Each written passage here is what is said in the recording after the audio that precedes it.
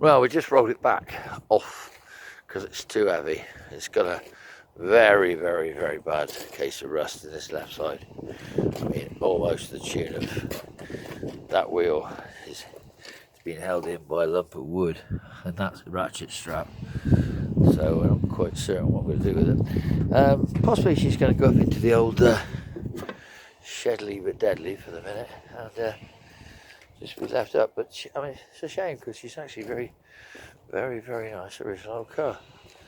Going to have the old bonnet open later, but the obviously problem is I can't get into the bonnet because I can't get in the shed because of the other two. So, but yeah, I reckon she's, as you English say, possibly beyond help.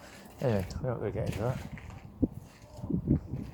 But I will say that she's going to be done soon, hopefully.